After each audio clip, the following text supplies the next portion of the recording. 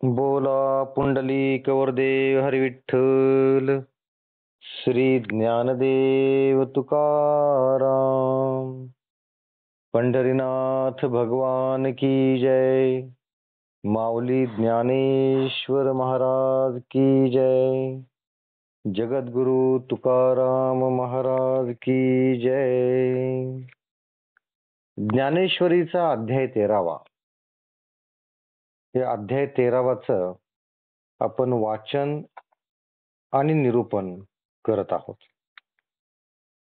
हे अध्याय 13लाच प्रकृती पुरुष विवेक योग असं सुद्धा म्हणतात. कालपर्यंत 5 भाग झालेले आहेत. आज भाग नंबर 6 आपण पाहणार आहोत. कालपर्यंत 160 ओव्या झालेल्या आहेत. त्या पुढचा आपण भाग पाहणार आहोत. श्लोक 5 आणि 6 चालू आहेत, अजूनही पूर्ण झालेले नाही आहेत. या श्लोकामध्ये शरीर जे 36 तत्वापासून बनलेलं आहे, त्या संपूर्ण 36 तत्वाचं वर्णन कोणत्या तत्वापासून बनलेलं आहे ते सगळं आलेलं आहे. तर जसं आपण जाणतो की हा प्रकृती पुरुष विवेक योग किंवा क्षेत्रज्ञ विभाग योग हा जो अध्याय 13वा आहे ज्ञानेश्वरीचा, त्याची सुरुवात ज्ञानेश्वर माऊली आपले जे गुरु निवृत्तीनाथ यांचं स्मरण करून त्यांचे आशीर्वाद घेऊन या अध्यायाची सुरुवात होते. सुरुवातीलाच भगवान श्रीकृष्ण आणि अर्जुनाचा जो संवाद सुरू आहे त्याच्यामध्ये भगवान श्रीकृष्ण अर्जुनास ज्ञान देताना उपदेश करताना सांगतात की या शरीराला क्षेत्र असं म्हणतात आणि हे जो जाणतो त्याला क्षेत्रज्ञ असे म्हणतात. आणि सर्व क्षेत्रांमध्ये जो क्षेत्रज्ञ तो मीच आहे असे जाण, हा सुद्धा उपदेश श्रीकृष्ण अर्जुनास करून जातात. आता पुढे प्रश्न येतो की हे जे क्षेत्र आहे म्हणजे हे जे शरीर आहे याच्यावर अंमल कुणाचा आहे, हे म्हणजे याच्यावर ताबा कुणाचा आहे, हे कोणाचं आहे शरीर. तर या संदर्भात बरेच जे ज्ञानी लोक आहेत की जे सांख्य मतवादी आहेत किंवा जे संकल्पवादी आहेत किंवा जे कर्मवादी आहेत किंवा जे स्वभाववादी आहेत, कालवादी आहेत, हे प्रत्येक जण आपापल्या परीनं हे शरीर कुणाचं आहे किंवा हे शरीर किंवा हे जे क्षेत्र आहे या संदर्भात आपापले विचार मांडतात, आपापल्या थेअरी मांडतात. आणि त्यानंतर भगवान श्रीकृष्ण अर्जुनास सांगताना हे म्हणतात की हे जे शरीर आहे, हे जे क्षेत्र आहे,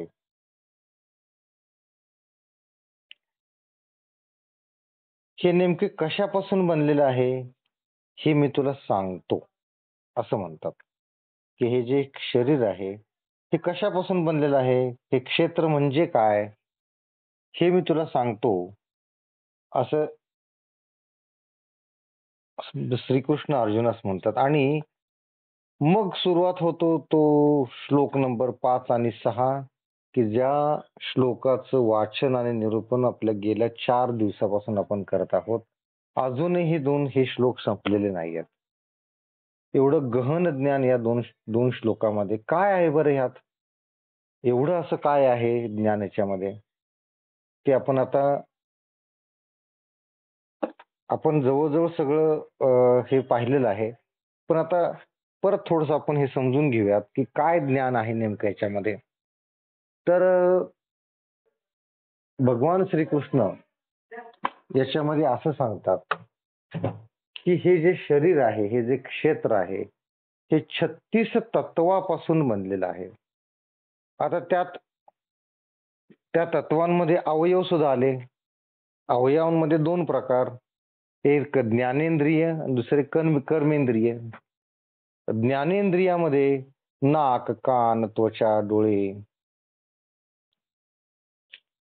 हे सर्व येते. आणि कर्मेंद्रियामध्ये हात पाय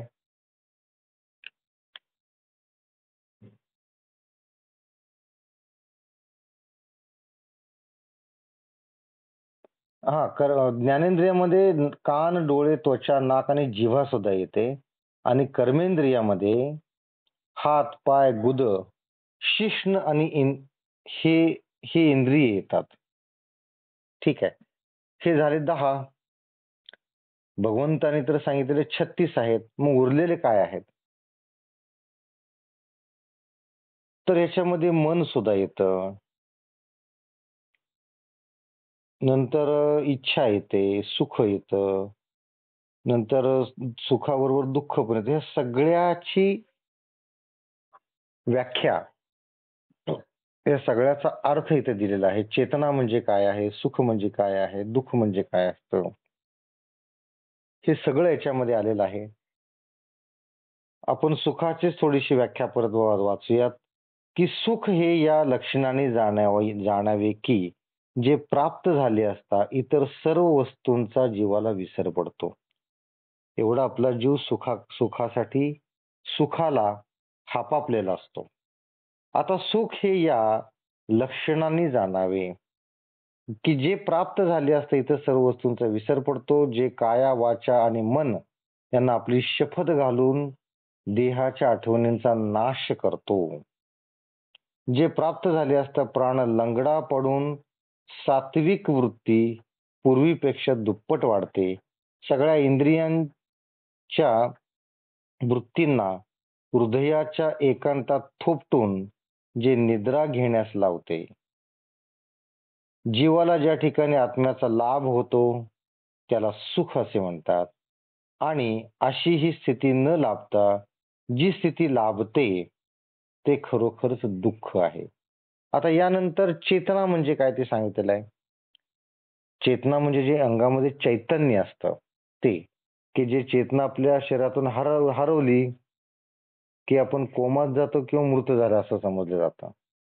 त्याला म्हणतात चेतना. अलिप्त सर्व साक्षीभूत अशा ब्रह्माची म्हणजे चैतन्याची जी देहावर सत्ता आहे तिला चेतना असं म्हणतात. या शरीरात नखशिखांत नेहमी जागृत असते. ही जी चेतना असते या शरीरात नेहमी नखशिखांत जागृत असते. जागृती, स्वप्न, सुषुप्ती या तिन्ही अवस्थांमध्ये जिच्यात फरक पडत नाही, जिच्या योगाने मन, बुद्धी इत्यादी टवटवीत असते, जी मायारूप मनाला नेहमी वसंत ऋतूप्रमाणे प्रफुल्लित ठेवते आणि जड व चेतन वस्तूत जिच्या अंश रूपाने सारखा संचार असतो तिला चेतना असे म्हणतात.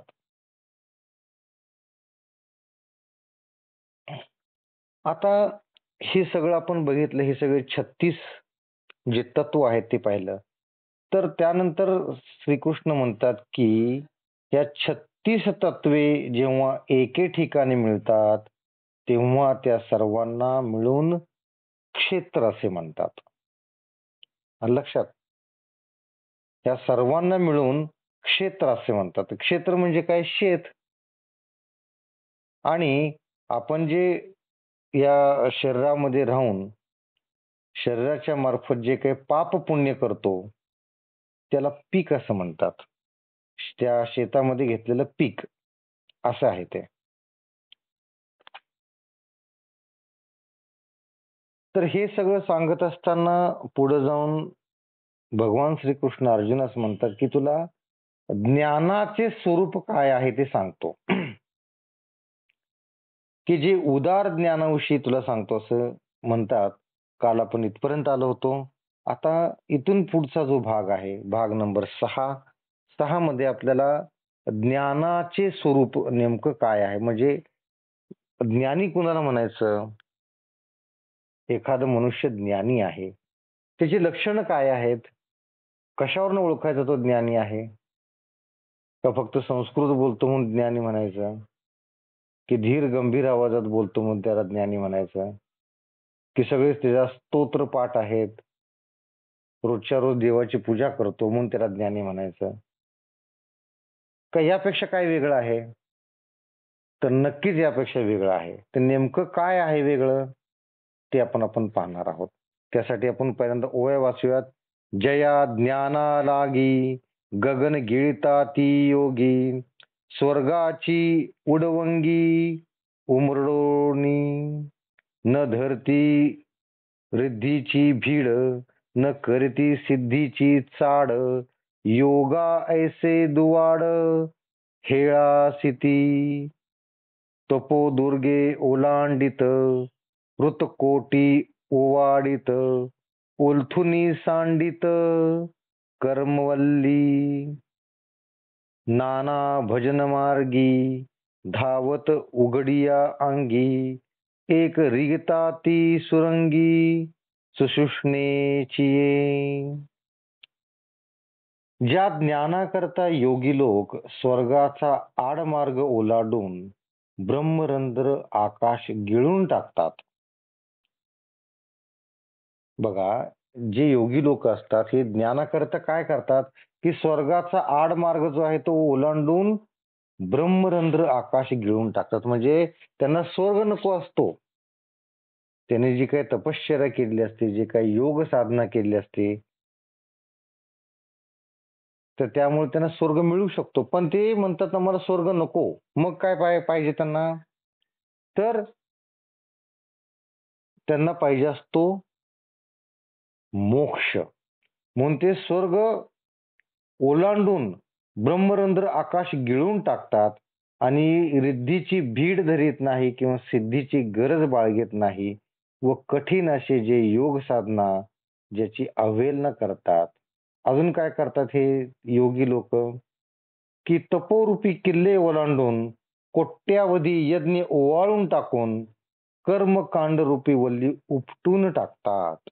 कर्मकांड करत बसत नाहीत, तर काय करतात? तप करतात, यज्ञ करतात. अजून काय करतात?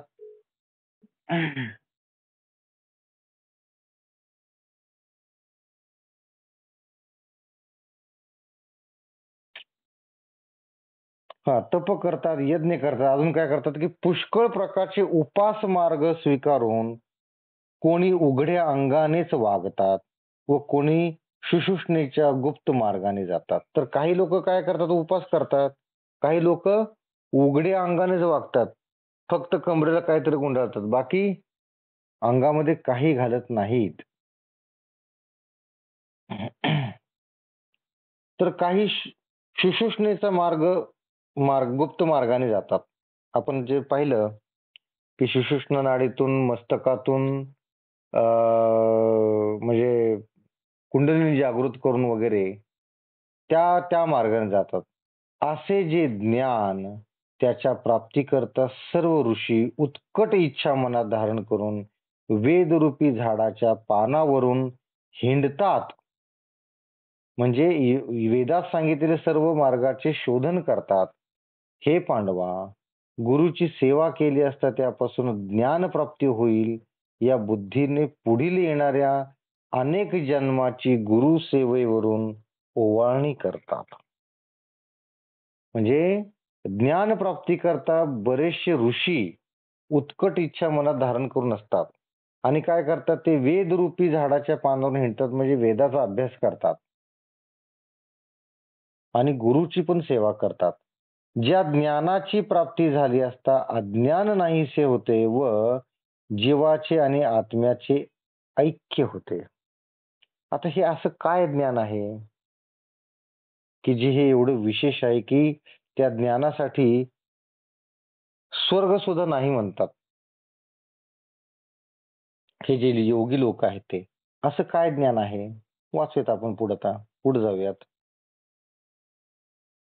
ऐसी जी ज्ञानी मुनीश्वराची उनानी वेदरूपाच्या पानोवानी हिंडताती देईल गुरु सेवा या बुद्धी पांडवा जन्म शतांचा सांडोवा टाकीत जे जया ज्ञानाची रिगवणी अविद्येउणे आणि जीवा आत्मीया बुझावणी मांडूनी दे जे इंद्रियांचे जे इंद्रियांची द्वारे आडी, प्रवृत्तीचे पाय मोडी, जे दैन्याची फेडी, मानसाचे द्वैताचा दुकाळू पाहे, साम्याते सुवाण होय, जया ज्ञानाची सोय, ऐसे करी.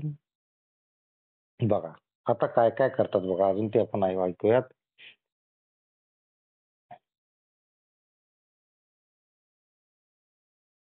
की हे पांडवा, गुरुची सेवा केली असता त्यापासून ज्ञान प्राप्ती होईल या बुद्धीने पुढील येणाऱ्या अनेक जन्माची गुरु सेवेवरून ओवाळणी करतात. असे हे जे जे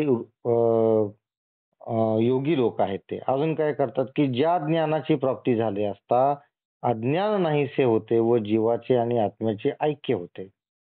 जे ज्ञान इंद्रियास विषयांची इच्छा होऊ देत नाही त्याला खरं ज्ञान म्हणायचं. नाहीतर हे खाऊ वाटतंय, ते खाऊ वाटतंय, हे बघू वाटतंय, ते बघू वाटतंय. आपण म्हणतो बघा, मागच्या पंचमीला तू पुरणपोळ्या केल्या फार छान झालत्या, याही पंचमीला पुरणपोळ्या कर बर का, आणि भजी पण कर, कुरड्या भातुड्या कर, त्याच्यावर मेथीची भाजी पाहिजे, बरोबर आहे. ही आठवण काय येते आपल्याला, कारण आपल्याला माहिती असतं मागच्या वर्षी आपण हे खाल्लं होतं, त्याची आठवण आपल्याला असते, त्यातून ही इच्छा निर्माण होते. आणि मग ते सांगतो आपण आईला की हे कर बर का, म्हणजे मला ते आवडतं. म्हणजे हे सगळं काय आहे, हे सगळे ही जी रसना आहे, ही जीभ आहे, त्याचे लाड आहेत, हे चोचलेत हे त्याचे. म्हणजेच काय, विषयाची आसक्ती आहे ही. हे जे सगळे ज्ञानेंद्रिय आहेत हेच सगळे आपल्याला विषयासक्त करून टाकतात. मग ते जर व्हायचं नसेल तर काय, तर त्या विषयाची आसक्ती होऊ द्यायची नसेल तर ज्ञान प्राप्ती व्हायला हवी. कर्माचे हाव मोडून टाकते व मनाची काळजी दूर करते हे ज्ञान. ठीक आहे. ज्या ज्ञानाचा लाभ झाला असता द्वैत्वाचा अभाव होतो. जो मनात जो द्वैत भाव असतो, तो मोठा हा लहान, तो काळा हा गोरा, तो चांगला हा वाईट, हा जो द्वैत भाव असतो ना, तो सगळा नाहीसा होतो. ज्याच्या योगाने गर्वाचा मागमूस नाहीसा होतो, जे मायेला थारा देत नाही व ज्याच्या ठिकाणी अपपर भाव उरत नाही. अजून काय काय होतं, गर्वाचा मागमूस सुद्धा उरत नाही. बघा, अगदी छोटी काहीतरी आपण गाडी घेतलेली असते, घर बांधलेलं असतं, किंवा आपल्याला चांगली नोकरी लागलेली असते, किंवा आपण आपल्या आईला एखादा दागिना घेऊन दिलेला असतो, त्या सगळ्या गोष्टीचा किती गर्व असतो आपल्याला. चार लोकात विषय नसताना आपण विषय काढतो, काय काय किती महाग झाले सोनं, 80,000 रुपये तोळा. का म्हणतो आपण असं, दुसऱ्याने विचारू का रे काय कटलं, दागिना वगैरे घेतला का, हो हो लगेच सांगणार, आईला मी गंठन घेतलं, 3.5 तोळ्याचं गंठन, एवढे एवढे पैसे, किती गर्व बघा, किती गर्व. किंवा एखादी गाडी घेतली असेल, सगळ्या सोसायटीत इकडं तिकडं गाडी फिरवणार, त्याचे फोटो काढणार, व्हॉट्सअपला टाकणार, सगळीकडे टाकणार. का, लोकांनी नोटीस करावं, बघावं, आणि कुठं भेटला तर याचं कौतुक करावं, म्हणजे गर्वाने याची छाती फुगावी, असा त्याचा उद्देश असतो. तर इथं तेच सांगितलेलं आहे की ज्ञान म्हणजे काय, की इंद्रियाची आसक्ती निघून जाते, आणि काय, मनाची काळजी दूर करते. अजून काय, गर्वाचा मागमूस राहत नाही, त्याला ज्ञान म्हणतात. हे जे सगळे जे असतात, गाडी घेतली म्हणून फोटो टाकणारे, किंवा आईला गंठन घेतलं म्हणून सगळ्या गावात बोंबाबोंब करत सांगणारे, त्यांना ज्ञानी म्हणायचं का, हे अज्ञानातून हे सगळे करत असतात. यांना ज्ञान खरं कळलेलंच नाहीये, असा त्याचा अर्थ आहे.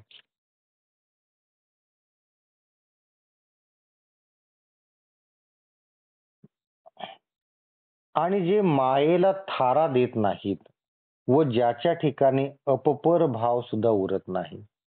अपपर भाव म्हणजे आपला आणि परका हा भाव, म्हणजे हा माझा आणि तो माझा नाहीये, हा माझा आणि तो दुसऱ्याचा, आपला तो बंड्या दुसऱ्याचे ते कार्ट, हा भावच उरत नाही. बंड्या पण आपला आणि दुसऱ्याचा पण बंड्या आपलाच.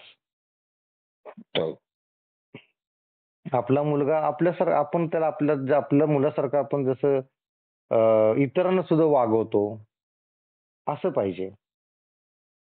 तर त्याला म्हणतात आपपरभाव, तो उरत नाही.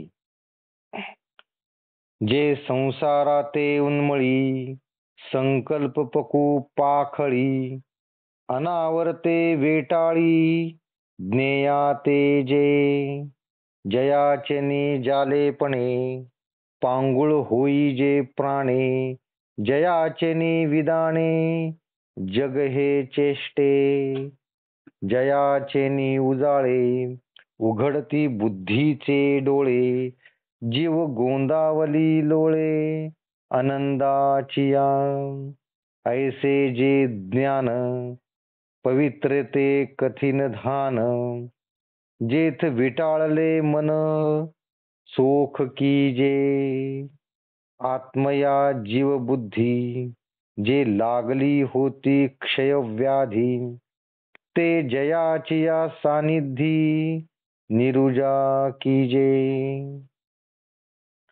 जे संसाराला उपटून टाकते, हे जे ज्ञान आहे ते संसाराला उपटून टाकतं. भगवंताच्या जवळ जाण्यासाठी मुख्य अडथळा म्हणजे संसार असतो. तर हे जे ज्ञान आहे ते संसाराला उपटून टाकतं, संकल्परूपी चिखल धुवून टाकतं व सर्व व्यापक परब्रह्माची भेट घडवून देतं. पहिली गोष्ट काय करतं, संसार उपटून टाकतं, म्हणजे संसारातून आपल्याला अलगद बाहेर काढतं हे ज्ञान. दुसरं काय, संकल्परूपी चिखल धुवून टाकतं. म्हणजे काय, संकल्प काय असतात, संकल्प म्हणजे भविष्यात आपण जे करणाऱ्या गोष्टी असतो, मनात जे ठरवलेलं असतं की मी या वर्षात काही झालं तरी गाडी घेणार, येणाऱ्या 5 वर्षात मी घर बांधणार, हे जे संकल्प असतात त्या संकल्पाला चिखल म्हटलेलं आहे. का म्हटलंय बघा असं? संकल्प कशातून येतो, इच्छेतून येतो. ही इच्छाच नाही धरायची असं सांगतात इथं. संकल्प येतो इच्छेमधून, आणि संकल्प जर आला तर आपण भविष्यात जगायला लागतो. वर्तमानात जगणं आपण सोडून देतो, आपण त्या भविष्यासाठी जगायला लागतो, म्हणजे दुःख पदरी पाडून घेतो. मग याला ज्ञान म्हणायचं का? ते अज्ञान आहे. म्हणून संकल्परूपी चिखल धुवून टाकतो हे जे ज्ञान आहे ते, आणि सर्व व्यापक परब्रह्माची भेट करून देतं, त्याला ज्ञान म्हणतात. अजून काय की जे ज्ञान प्राप्त झालं असता प्राण पांगळा होतो, म्हणजेच काय, इंद्रियाकडून विषय भोग मिळवण्याची ज्याची हाव असते ती बंद होते. म्हणजेच काय, इंद्रिय निग्रह आपोआप होतो व ज्याच्या सत्तेने सर्व जगातील व्यापार चालतात आणि ज्याच्या प्रकाशाने बुद्धी प्रौढ होऊन जीव आनंदमय होतो. हे जे ज्ञान आहे, हे ज्ञान मिळाल्यानंतर काय होतं की बुद्धी प्रौढ होते आणि जीव आनंदमय होतो. बुद्धी प्रौढ होते म्हणजे काय, आपण मॅच्युअर होतो. बघा, कोण काहीतरी करायला लागले, आपण काय म्हणतो, लहान आहेस का, बी मॅच्युअर, म्हणजे काय, मोठा हो, नीट वाग. म्हणजे नीट वाग आपण जे त्याला म्हणतो, याचा अर्थ काय, आपण त्याला ज्ञान देतो. बाबा हे असं वागायचं नसतं, हे असं वागायचं असतं, हे ज्ञान. तर तेच इथं सांगितलेलं आहे की बुद्धी प्रौढ होऊन जीव आनंदमय होतो. हे सगळं झाल्याशिवाय जीव आनंदमय होतच नाही, ज्ञान झाल्याशिवाय. असे जे ज्ञान, जे पवित्रपणाचा ठेवा व जे प्राप्त झाले असता विषयांनी विटाळलेले मन निर्मळ होते. विषय मनात राहतच नाही, मन निर्मळ होऊन जातं, पाण्यासारखं निर्मळ होतं. मी जीव आहे असा जो आत्म्याला क्षयरोग झालेला असतो, तो त्याच्या प्राप्तीने लय पावतो. मी जीव आहे असा जो आत्म्याला क्षयरोग झालेला असतो, आपल्या आत्म्याला कायम वाटत असतं की मी जीव आहे, मी जीव आहे. तर ते हे ज्ञानाच्या प्राप्तीने ते लय पावलं जातं. ते अनुरूप्य की निरूपी जे ऐकता बुद्धी आणि जे वाचुनी डोळा देखिजे ऐसे नाही. मग तेची ये शरीरी जै आपुला प्रभावो करी तै इंद्रियाची या व्यापारी डोळाही दिसे पै वसंताचे रिगवणे झाडाचे ने साजपणे जाणीजे ते विकरणे सांगती ज्ञान अगा वृक्षाशी पाताळी जळ सापडले मुळी ते शाखांची या बहाळी विरही दिसे का भूमीचे मार्दवे सांगे कोंभाची लवलवे नाना आचार गौरव सुकुलिनीचे अथवा भ्रमराची या आयती स्नेहो जैसा ये व्यक्ती का दर्शनाची ये प्रशस्ती पुण्य पुरुष नातरी केळी कापूर जाहला जेवी परिमळे जाणो आला का भिंगारी दीप ठेविला बाहेरी फाके तैसे हृदयाचे ज्ञाने जिये देही उमटती चिन्हे तिये सांगो आता अवधाने चांगे ऐके.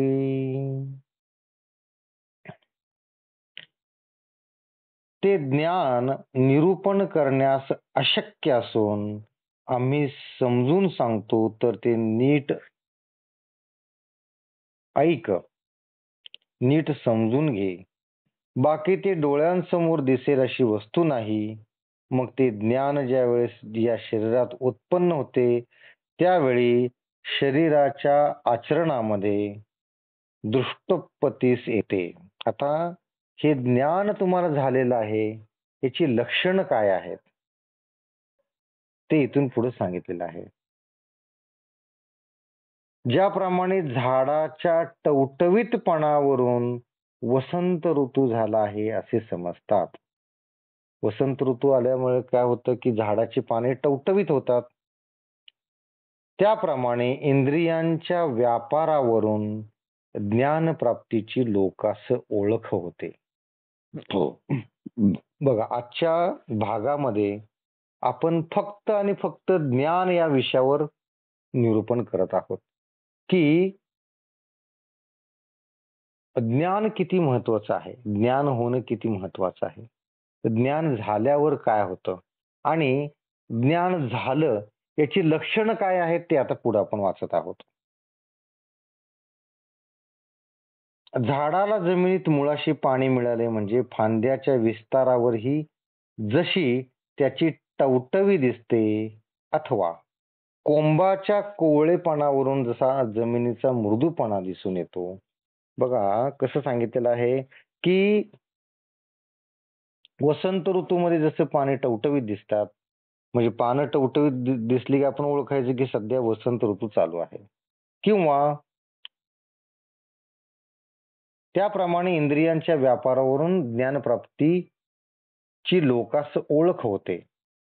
अजून उदाहरण दिले की झाडाला जमिनीत मुळाशी पाणी मिळाले म्हणजे फांद्याचा विस्तार होतो व त्याची टवटवी दिसते.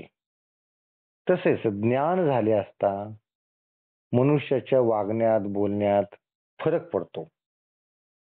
अथवा अजून एक उदाहरण दिलंय, कोंबाच्या कोवळेपणावरून जसा जमिनीचा मृदूपणा दिसून येतो, जमीन किती मऊ आहे दिसून येतं कोंबाच्या कोवळेपणावरून, झाडाच्या कोंबाच्या कोवळेपणावरून. किंवा कुलीन मनुष्याच्या वावराच्या पद्धतीवरून त्याचा थोरपणा दिसून येतो. आपण म्हणतो बघा खानदानी मनुष्य आहे. खानदानी म्हणजे काय असतं हो? की त्यांची वागण्या बोलण्याची पद्धत वेगळी असते. अतिशय मृदू आवाजात ते बोलतात, समोरच्याचा आदर ठेवून बोलतात. काही झालं तर चिडत नाहीत, रस्त्यावर गोंधळ घालत नाहीत.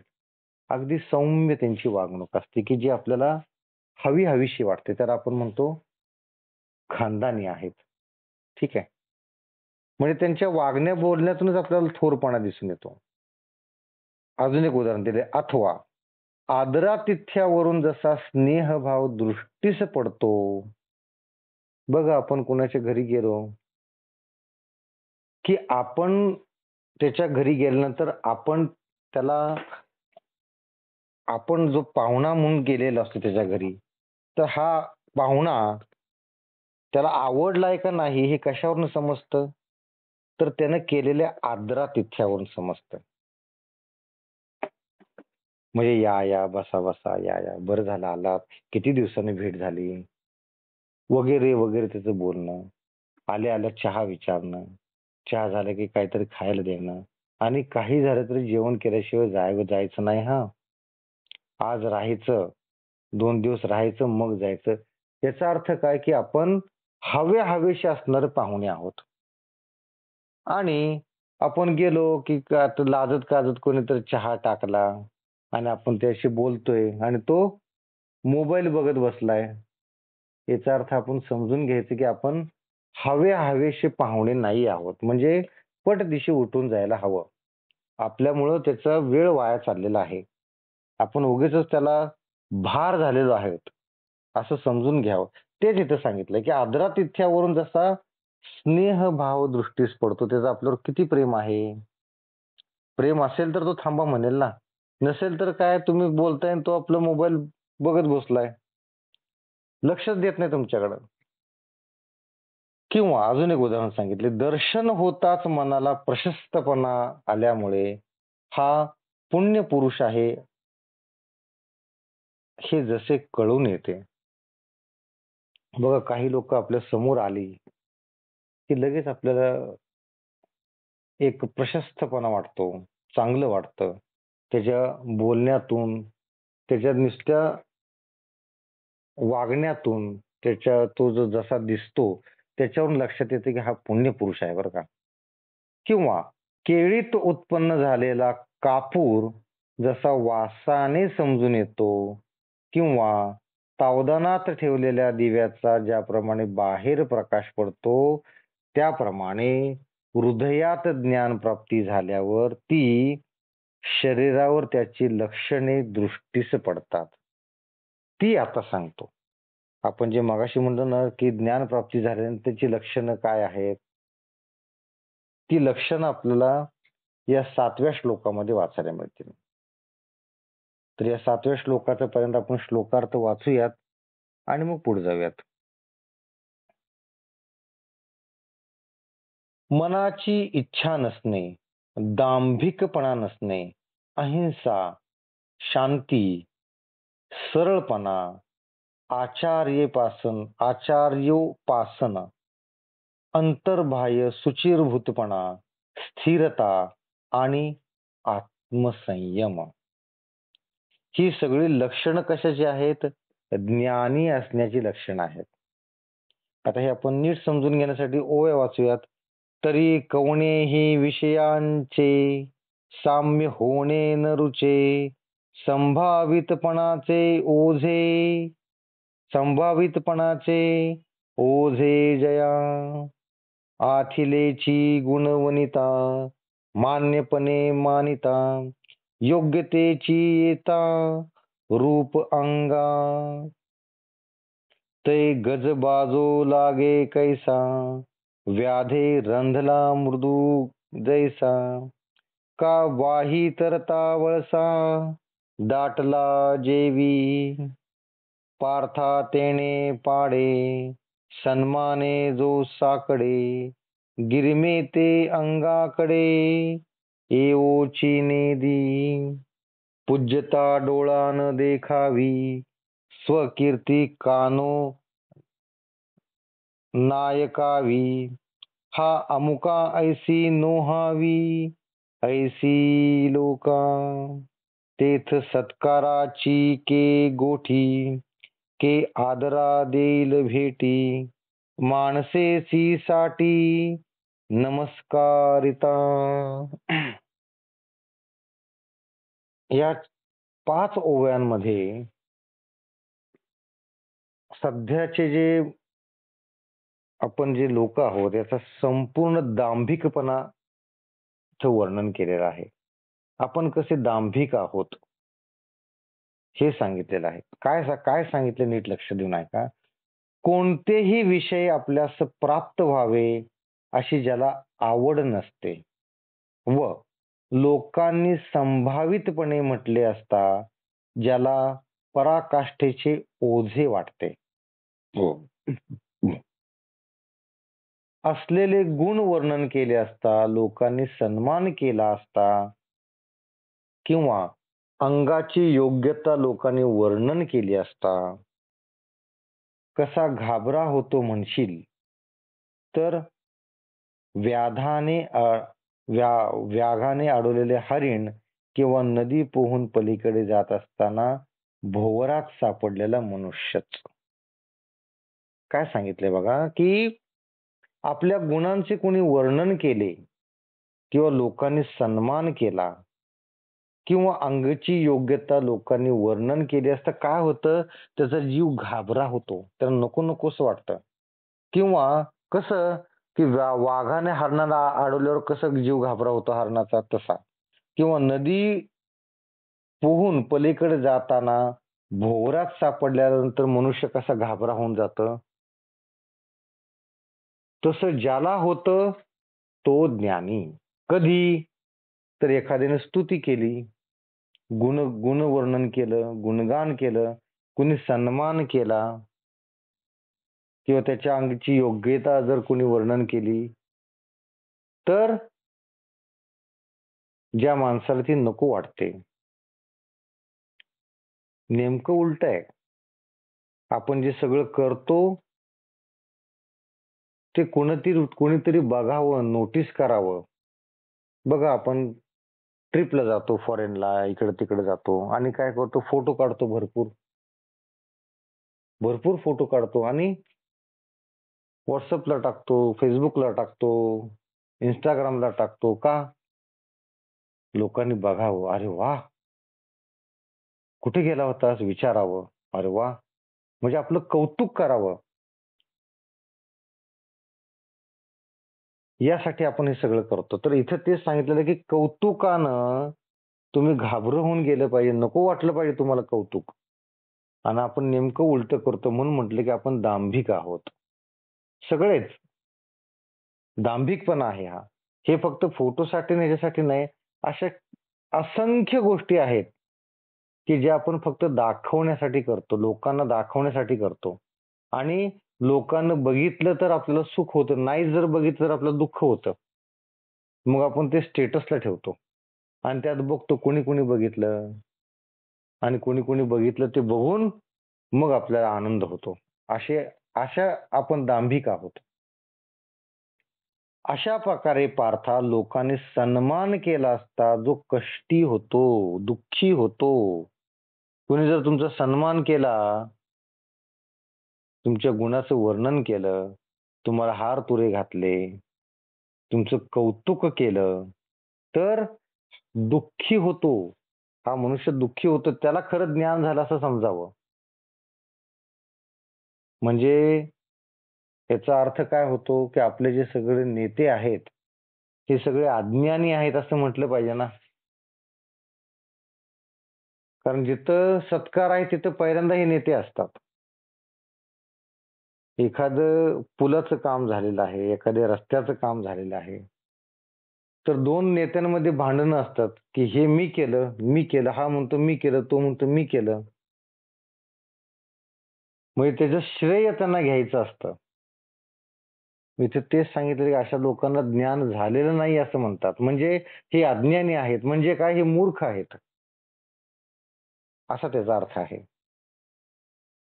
तर इथे हेच सांगितलं की लोकांनी सन्मान केला असता जो कष्टी होतो व आपल्याकडे मोठेपणा येऊ देत नाही. आपल्याकडे मोठेपणा येऊ देत नाही. अजून काय करतो? आपल्याच लोकांनी पूज्य मानलेले आपण न पहावे, आपली कीर्ती आपल्या कानांनी न ऐकावी व आपण अमुक आहोत अशी लोकांना आठवणच न राहावी, अशी ज्या पुरुषाची इच्छा असते, त्या पुरुषाच्या ठिकाणी सत्काराची गोष्ट कशाला बोलावी व तो आदराला तरी कशी भेट देणार? कोणी त्यास नमस्कार केला असता त्याला ते मरण वाटते. काय लक्षणं सांगितलीत बघा. ज्ञानी पुरुषाची किंवा ज्याला ज्ञान प्राप्ती झालेली आहे, अशा पुरुषांची ही सगळी लक्षणं इथं सांगितलेली आहेत, की जी पूर्णपणे आपलं जे वागणं बोलणं आहे याच्या विरुद्ध आहेत. आपलं जे वागणं बोलणं आहे ते सगळं कशासाठी असतं? कोणीतरी कौतुक करावं, कोणीतरी आपल्याला नोटीस करावं यासाठी असते. तेच इथं सांगितलेलं आहे, की की लोकांनी सन्मान केला असता जो कष्टी होतो, आपल्याकडे मोठेपणा येऊ देत नाही. आपल्यास लोकांनी पूज्य मानले असता न पहावे, आपली कीर्ती आपल्याच कानाने न ऐकावी व आपण अमुक आहोत अशी लोकांनी आठवणच न व्हावी, अशी ज्या पुरुषाची इच्छा असते, त्या पुरुषाच्या ठिकाणी सत्काराची गोष्ट कशाला बोलावी व तो आदराला तरी कशी भेट देणार? कोण त्यास नमस्कार केला असताही त्याला मरण वाटते. म्हणजे काय? नमस्कार केल्यानंतर मरण वाटतं म्हणजे काय? काय त्यात काय होतं आपण म्हणला नमस्कार केला तर त्यात काय मारायचं आहे? तर आपण नमस्कार करतो म्हणजे काय? आपण आपलं डोकं झुकवतो नम्रपणे त्याला 2 हात सोडून हात जोडून नमस्कार करतो. ती सुद्धा गोष्ट ज्याला नको वाटते, मरण आहे असं वाटतं. का? कारण कोणी आपल्या समोर डोकं झुकवतं याचा अर्थ काय? आपण मोठे आहोत. ते सुद्धा त्याला नको वाटतं. असं असेल तर त्याला ज्ञान झालं आहे असं म्हणावं. नाहीतर तो अज्ञानीच आहे. तर आज आपण संपूर्णपणे ज्ञान या विषयावर बोलत आहोत. ज्ञान होणं किती महत्वाचं आहे हे आपण ऐकलं. ज्ञान कसं होतं हे ऐकलं आणि आता आपण ज्ञानाची लक्षणं बघत आहोत. तर आज आपण इथंच थांबवत आहोत. बाकीची जी ज्ञानाची लक्षणं आहेत ती आपण उद्या पाहणार आहोत भाग नंबर 7 मध्ये. हा जो श्लोक नंबर 7 आहे तोही असाच मोठा आहे की ज्यात ही सगळी ज्ञानाची लक्षणं सांगितलेली आहेत. यात सुद्धा आपले 3-4 दिवस जातील. ही जी ज्ञानाची लक्षणं आहेत ती पाहण्यासाठी. असा हा मोठा श्लोक आहे. म्हणजे इथून पुढचं जे संपूर्ण जे जे निरूपण होणार आहे ते अतिशय उपयुक्त आहे. म्हणजे आपल्याला समजेल की आपण ज्ञानी आहोत का नाहीये. आत्ता तर हे लक्षात आलं की आपण ज्ञानी नाही आहोत. मला वाटतं हा जो 7वा श्लोक आहे तो जवळ 8 दिवस चालेल. एवढा मोठा आहे हा श्लोक.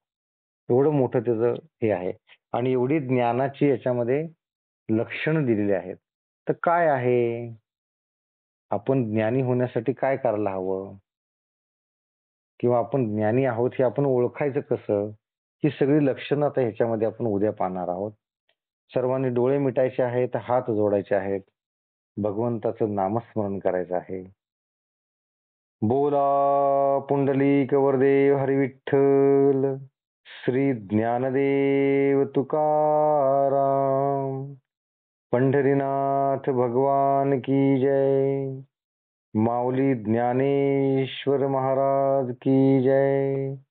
जगद्गुरु तुकाराम महाराज की जय. सर्व संतों की जय. जय जय रघुवीर समर्थ.